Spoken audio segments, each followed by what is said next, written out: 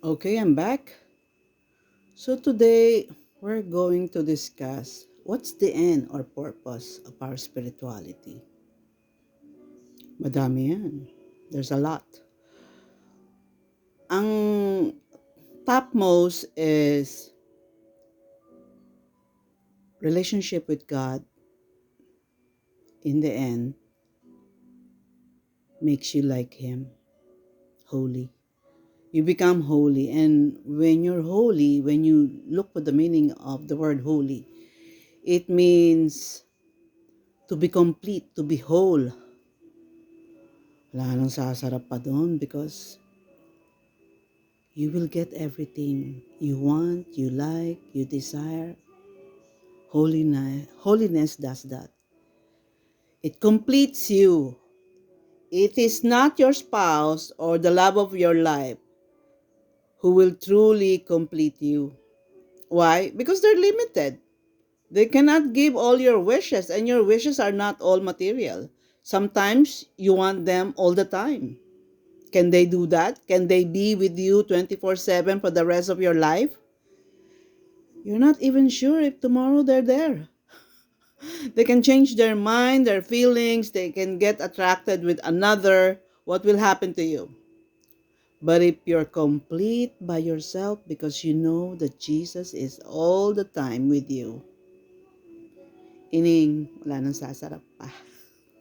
Sabi ko nga sa iyo once you become whole inside, not broken, not broken-hearted, not longing for something, but complete.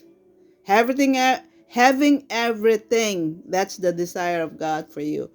That's what God wants you to have. To be complete. Kasi once you're complete, you can give. Now it's your turn to give, to be like Him. You will become like your Savior. You will give because you're overflowing. At di ba nga, naging problema kayong apat na closets na damit? Apat Hindi biro-biro yon.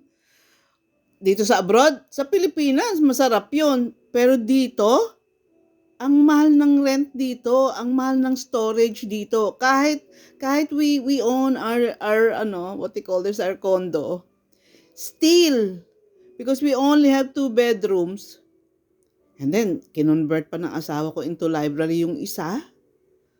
May problemang malaki sa mo lalagay mga damit mo. Kaya nga ako very creative Bumibili ako ng mga parang foldable na, what you call this? Made of fabric. Nalagay ko doon. Tapos, i-stack up ko. Tinatanggalan ko ng hangin. Kasi talaga, ang dami nila is 6 closets na yan. Kaya lang, inisqueeze ko ng inisqueeze yung marami doon sa storage na inaaral ko kung paano ko sila mapapa-disappear. Kasi importante sa akin yung 4 season dito, hindi yung kasopangan. I'm not that greedy for clothes. It's just that we have 4 seasons. So, every season you need a set of wardrobe. Hindi naman pwede yung pang-winter, suot mo ng summer, Hindi. Kaya nakakapagod din konti dito. Palit ka ng palit. Sabihin, oops, tago mo naman yung winter clothes. Labas mo naman yung mga pang-spring. But I love it. I love it because I love fashion. And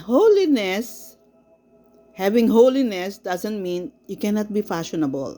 Yun ang matatandaan nyo sa akin.